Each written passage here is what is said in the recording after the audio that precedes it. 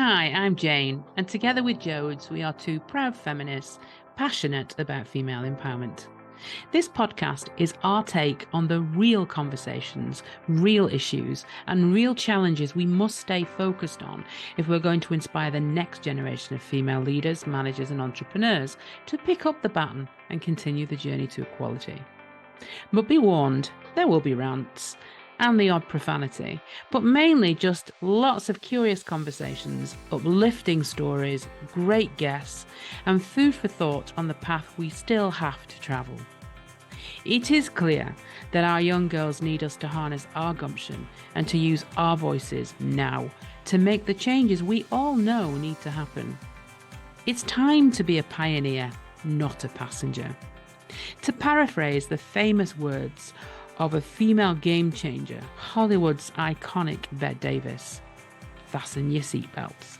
It's going to be a bumpy ride.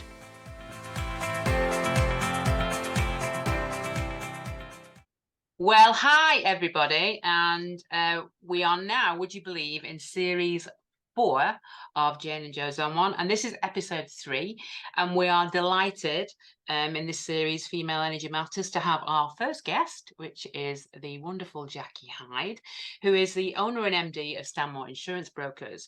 And interestingly, I've known Jackie for many, many years, and her story is very inspirational. So she joined Stanmore Insurance Brokers as an account handler, and as they say now, she's the big boss. She owns the whole shebang. Whoop, whoop. Whoop, whoop. So Jackie, welcome. Thank you. It's lovely to be here. Good.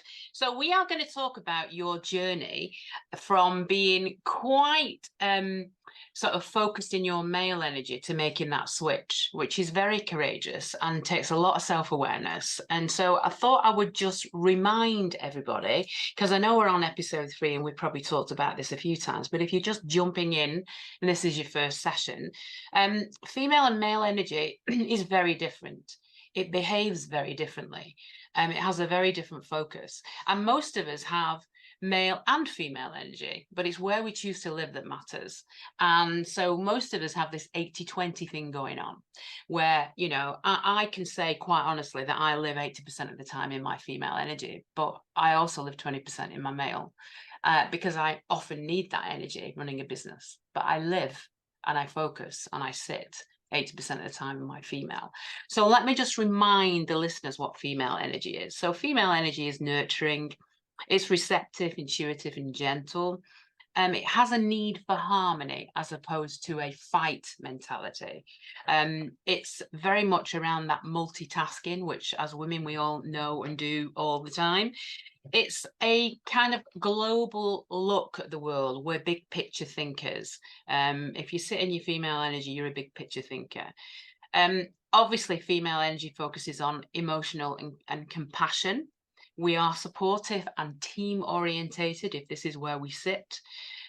Female energy has more of a focus on value and meaning rather than fact and logic. It is open. It's happy with vulnerability. And it's a creator energy. So what we're mainly talking about there is this need to create space for other people to grow. So if that's our female energy, and I'm saying our because I'm definitely sitting there, if that's female energy, then Jackie, I'm really interested in you sharing with our listeners where you were at the beginning of this shift and how you moved more into your female energy and what the impact of that was on you personally and professionally. And Jodes and I will just jump in and sort of like, you know, I'll ask you bits more about the stuff you say. So over to you. And I am actually really super keen to see what I can learn off Jackie today. As somebody who's probably, I've been fighting for a little while, haven't I? And, you know, well, you'll have come across that in a couple of the previous episodes in this series, to kind of, I'd like to spend a little more time in my female energy. I'm very learnt into male energy. So I'm looking for some top tips off you today, Jackie. Well, I don't know about top tips, ladies, but I'll do my best. I think I actually started in female energy, if I'm honest. And I think I then moved into more melee, and then I've learned to move back, which I suppose really is an interesting start, I think, to my journey. So I started as a all my life I wanted to be a wife and mum. That was where I started when I was young. That was my priority. And I did that really early. So I started by getting married at 20. And I had my first daughter at 23. I say first daughter because the second one was actually a male, because my son came a number of years later. But when Jen was born, I was very much just a job. I went to work, did a job, came home, wanted my family, and that's really how it started. And then I went back to work 6 months after Jenny was born, and at that particular time you either went back or you didn't, and you went back full time or you didn't. There wasn't really any choices like there are today. So I went back full time and got written off because I was a female working mum. So I never really thought of it, like I said, as a career. But then I suddenly realised that I didn't like that. I didn't feel quite right. So I spotted a job at Stanmore 35 years ago. So, and went for this job, met this guy and thought, wow, I really love this guy's attitude to work. It's a career. He's focused on different things. I want to work here. So it took me 3 attempts to get the job because he wanted a man. Oh, wow. Third time the dream. How did you know he wanted a man, Jackie? He told me later, and I had a feeling that's what he wanted. So when I went for the second interview, it was like, well, that I was the best of a bad bunch, I suppose, really, in that sort of mentality. And that really they were looking for somebody who'd got like 10 years experience and indicated possibly male, I suppose. Yeah. Anyway, to cut a long story short, I ended up working there. But I think the big thing for me is I work in a very male-dominated industry. So in insurance, it's predominantly males, and it is still predominantly males at the senior parts of the industry. 35 years later, eh? 35 years later. And having done some recent events with lots of ladies in this industry, I'm still seeing the same things I saw 35 years ago. So we're not doing great at changing a lot of things. Has it not moved much at all? Has it made a smidge of progress in your view? What? Yeah, Jackie. Just Jackie. Yeah, just Jackie. No, no. I've pushed a few barriers, I've got to admit, but I think yes, there are. We are certainly making changes, and we're making changes in corporate. Yeah. And Jane and I are going to set the world on fire tomorrow when we meet some ladies in the insurance industry. But I think corporate are doing reasonably well. There's some CEOs and senior people that are females in the industry, but we're still struggling in the broking side of the industry, probably because when you get to a certain level, you need to buy in, and I don't know whether that is a challenge for ladies. I don't know. We're all trying to work out what is it that's causing it, and how can we change it. And I think there's lots of great stuff taking place in my industry now regarding women's events and recognizing that actually we want to push that diversity through, and we've got a lot of male allies, which I think is really good. I think we are trying, and we are making some headway. But when I was there, all my bosses were male, all of them, when I was working in corporate, and when I moved into the independent Stanmore world. And I just felt that to get where I wanted to go, when I suddenly realized this was a career now, it wasn't just I go to work and I come back. I wanted to really achieve. I realized that I'd slowly but surely started to move into that more aggressive way of behaving, sort of feeling I had to sort of square up to these guys as opposed to finding a different way in, if that makes sense, girls. You know, it's just absolutely challenging, really. Had you had any reaction to your natural female energy off them initially?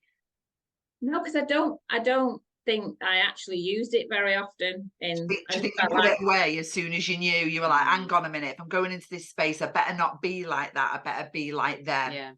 Yeah. Okay, I get it. Better not show any weakness. Yeah.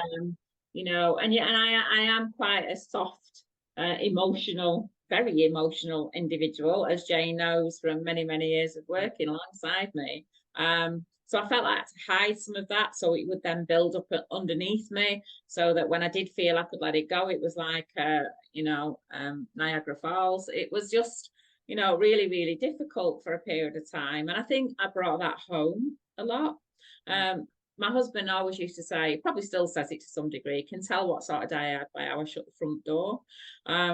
So, so He either runs or runs to the door or away from the door. absolutely. Well, that's why I got a dog now, because at least he says hello when I get in.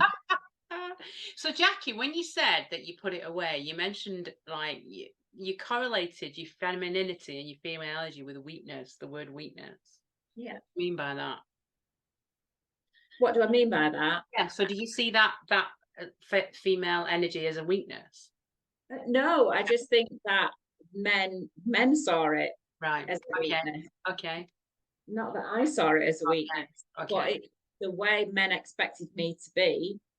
I was always hitting the barriers. I was always feeling like that I wasn't accepted in the environment as well. And I'm a real straight talker. I believe that you need to say how it is. You need to explain how it is. And when that comes across often by men as a female, they see it as bossy. All the words that we don't necessarily like to hear. That you are aggressive, that people are scared of you. That used to be said to me all the time. People are scared of you, people are frightened of you. And who wants to feel like that? Yeah, so often described as the, you know, the alpha female bitch from hell mode, isn't it? When that's not who you're trying to show up as at all. But yeah, you end up being like labeled in that way. Yeah. Absolutely. So that was me for many, many, many, many years. What changed? Before you say what changed, Jackie, if you don't mind me asking, honestly, I'm super curious, but I'm dead interested. You say for years and years and years. I'm really interested to kind of know. I don't kind of want to put words in your mouth, but how did that impact you? You know, did it take its toll on you to get you to a point where you thought, I want to change? How was that? No, I was just exhausted. Exhausted. Yeah.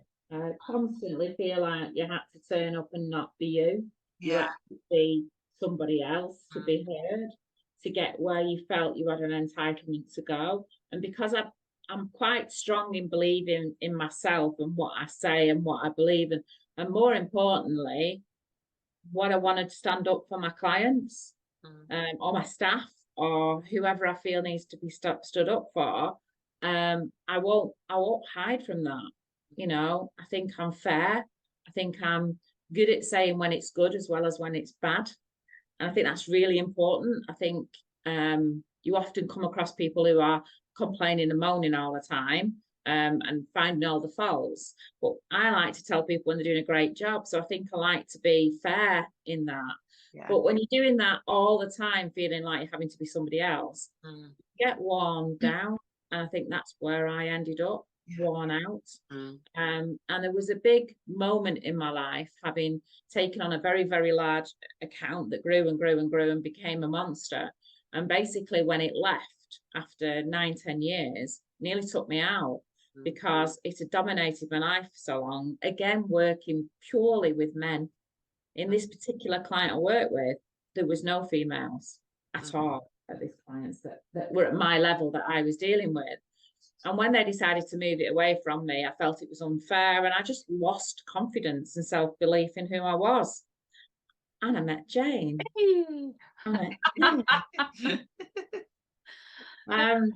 And I know Jane sat here, but you know, as I say what it is. Jane really did transform my life, but it took a bit of doing.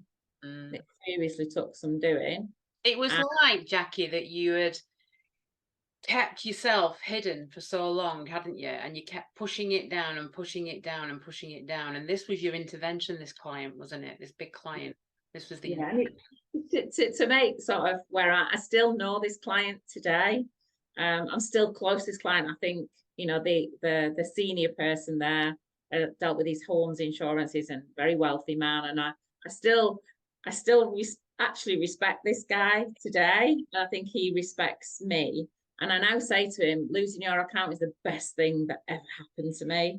And he, well, thanks very much, Jackie. But it was actually true, because it made me reshift, rethink, not only as me as an individual, but where I was taking the business to. I think that was important, to recognise those moments in your life that are quite significant in making you rethink. And was this at a point, Jackie, where you had invested in the business by this point and you had taken a degree of ownership on? Yeah, I had a What third point by then. you had a third by then. And Yeah. did you already have kind of your eyes set on like continuing that and owning more and more and more? Like in your vision, did you want the whole thing, or that wasn't a thing at that point? I never went into the business to own it. I never went into the business to own it on my own. I went into business by partnership, and I enjoyed my first partnerships. My second and third partnerships were more challenging, and they have come to a natural end. But I didn't ever go in to own it. I never had a dream. I just wanted to be a mum. That's all I wanted to be. Funny how it all plays out, isn't it? Yeah, absolutely. So here we are now then. So we've been in our male energy most of the time to this point. And then we have this intervention, this bit of a crisis, didn't we? So then what happened? Somebody told me I needed to go and meet this lady at an event called Jane Kenyon. And I went to this event and listened, and I thought, yeah, she seems to understand women a bit. I think I need to talk to her. And we had a conversation. Then we met, and I went on a stepping up workshop and stepped down, big style. And then I spent 12 months working with Jane as a coach. I'd had a coach before, and she was a fantastic lady for me. But Jane worked really, really hard on me, and we profiled me. And that really was the biggest eye-opener, to realise actually who I am and what I am, and how I think, and to embrace all about being me. So actually the business was secondary. It was Jane put me back together and helped me realise that actually I did work in a male world, but I could still be a woman, and I could still have the feminine side that I have as a mum, as I have as a wife. And all those things are equally important, and that you should embrace both sides of your energy, I suppose, while we're talking about energy. And that was really, really important to me. And it did take 12 months, probably a bit longer, for me to really find me and be able to be me. And then there's been a couple of things that have happened later in my life with business. And now owning it myself means I can run that business as a female, how I want it to be. And I have a great mixture of staff, male and female, and I believe I can now run that business with not just my head, but with my heart too. And that might sound a bit, guys might go, oh, well, that's a bit sort of mushy or anything, but actually I think my heart does a better job than my head sometimes. And that proves in your figures and how you're growing the business. So actually having a heart-driven business is not a negative thing at all, is it? It's, it works for you. And you also have your daughter in the business with you now, don't you? So that's full circle. Absolutely. My daughter and my goddaughter actually work for me. They work probably harder than anybody else in the organisation, because we've got to show that we all come to the door to work hard and do the right thing by everybody. Took her a long time to even just say that she was a Hyde, because when we used to go out, and she never wanted to be seen as the boss's daughter, she wanted to be her in her own right, and I admire that that's how she wanted to be. But I think that whole change of shift, and now I have to deal with some really serious males and females now, and I don't hesitate to just be me. And so what impact has that had on you personally and on the business when you made that switch? So when you made that kind of said, you know what, I'm going to be me because I'm enough. And being me means that I'm actually going to be grounded in my female energy because that's who I am. And yes, I'm going to use that male when I need it, but actually I'm driving this business from a female energy perspective. When you go into these big meetings with all men still, how does that look?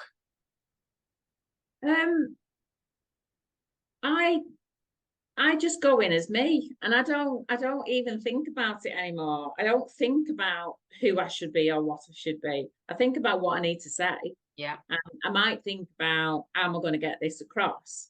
But I don't ever think about it in respect of how I used to think about it, where I used to like put my armor on and weigh up what might be coming and what might come back at me. And I think I'm far more relaxed now in meetings. I'm more respected in meetings because I don't need to be anybody else. And more recently, I've been and presented at a big insurance company to their women within their organisations with some very senior males in there who came and said, you know, you spoke really well, and I think a lot of our women can learn from you.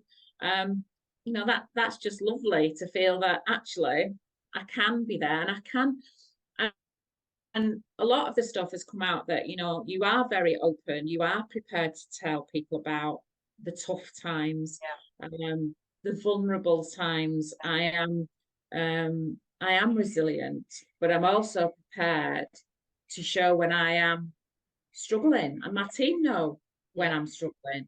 Yeah. And I think that's important, because no matter what level you are, in what organisation within your business, we all have tough times, and everybody should pull together to help the boss as well as, you know, everybody within that company, if that makes sense. So showing your vulnerability when life is tough, there's nothing wrong with that. I've had ill health, I've had to look after my dad, I've had family trauma, and all of those things are important that you just get round somebody, look after them and look out of it. Yeah. And actually that fosters a very open kind of environment at work, doesn't it? So then other people, the people that work for you and work with you, feel that they can behave in that way as well, and that they're not putting this armor on, as you talk about, when they come to work. So it completes a very different, it creates a very different culture, doesn't it?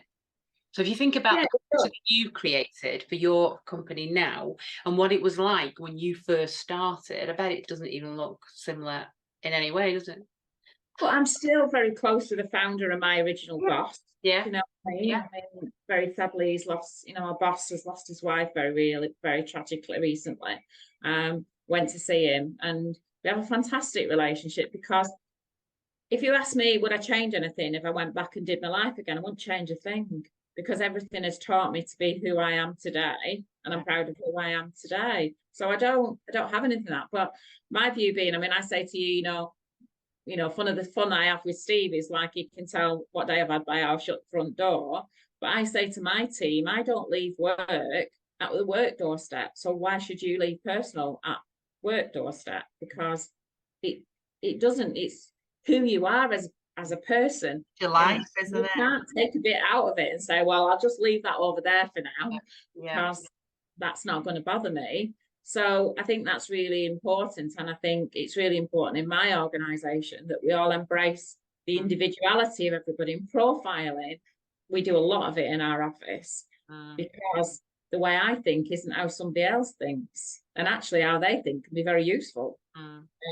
So we need to embrace all the individuality of each of the people that work for us. And it sounds like, actually, just listening to you talk through that, compared to how you described that bigger chunk of your life, you know, that there's real kind of joy and empowerment in authenticity, in just being able to just like you say, use the word relax, to relax and show, like, bring your best self to work, as cheesy as it sounds. You know, we had loads of businesses saying that, right, come on everybody, bring your best selves to work.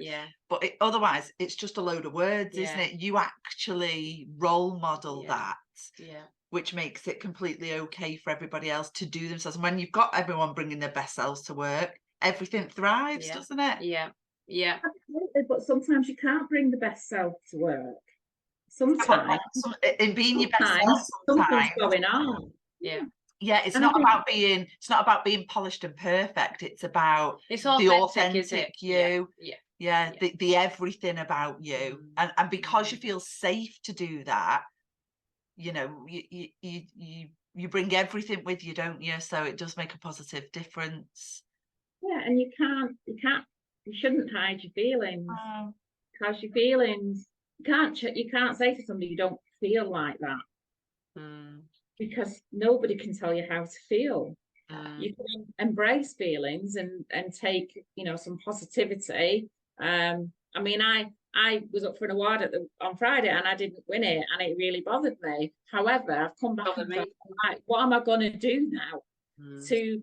to embrace what I learned on that day, to make something different going forward? And I've already made my mind up what I want to do differently as a consequence of my Friday experience. And I think that's really, really, really important, that we accept that we have good days and bad days. And when we had a bad day, tell somebody you're having one. Because somebody, if you ask for help, it's amazing. As far as I'm concerned, when you ask for help, magic happens. Yeah. People come when Yeah. you ask for help. Very, very rare if somebody says, I'm struggling, I need some help. How many people would say, go away? Get lost. Yeah, So absolutely. Jackie, for you know, anyone who's listening to this, who this really resonates with, who but might not have got as far as you've got at this point, who are like, oh my God, I'm recognizing that I am, you know, stuck in some male energy that isn't feeling very comfortable, and maybe they are feeling exhausted and burnt out. What are your top tips to these people? What would you say? Where do they start? What do they do? Ask for help. Yeah. If you're struggling, ask for help. Surround yourself by fantastic people. One of the tips I learned many years ago, and I think that might have come from Jane too, is have good quality peers about you. Good friends, social friends, but have good friends at work, people who understand your world. Because when I became the owner of Stanmore, they didn't know my family didn't understand. They thought it was absolutely bonkers because I've got 2 young children and I was going to do a full-time job. And I kept saying to them, the kids are not staying home alone. They actually have a dad. And at weekend, they're all mine. So I think ask for help when you're struggling. Get those peers around you. Start building them now, so that when you're in trouble or you're struggling, you ask for help and they will help you. Not take it away from you, but support you to make the right decisions. Yeah. Be prepared to be vulnerable. And for me, work hard. Find the answers. You know, there's nothing wrong with working hard. There's always a balance, but if you want to get somewhere, you've got to work hard. Yeah, totally. Can I ask you one final question? Obviously Jenny works in your business now and is, you know, doing really, really well. It interests me, what has she seen you change and how that has impacted her? So obviously you're role modeling amazing behavior now because you're being you, but she obviously saw you when you were struggling to be you because you were forced into this male coded bit. So is she being her? Is she role modeling you now? What's she seen? Does she comment on that? Did she see that shift? Jenny's very different to me. We have the same core values, but we are completely different profiles to me. She thinks very different from me. I'm a big picture person. She's a very detailed person, and we have some fun at work. Because I'll say, get off that detail, Jenny, and think of the big picture. And she's like, Mum, will you get off the big picture and think of the detail? So we do have some fun. But I mean, core values is the same. She has seen warts and all, and there's big decisions as to where her future goes, because I can't be around in the business forever.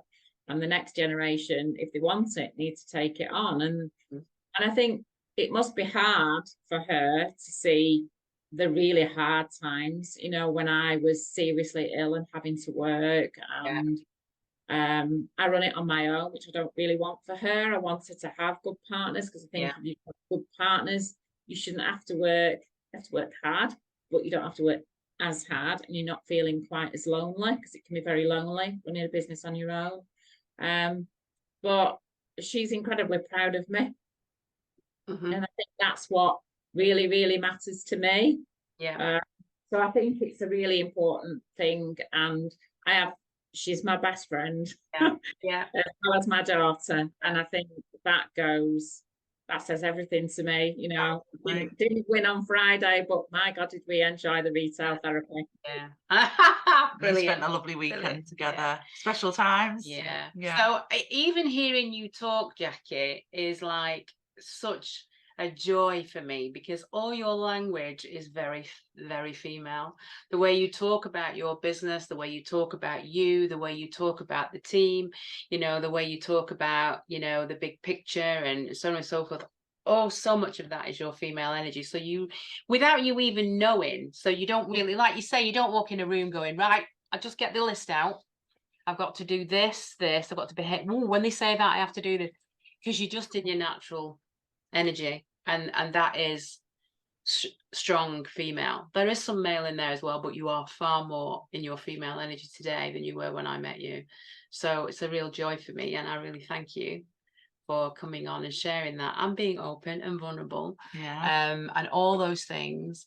Thank you for taking the time today to share that with us, and I'm sure our listeners will take so many things away from what you've shared. Definitely. It's been lovely for me here as well, Jackie. Yeah. So thank you. Lots of love. Yeah. You have been listening to Jane and Jodes on One. Until next time, remember, sisterhood matters. Together, we are bold, brave, fierce, and unstoppable.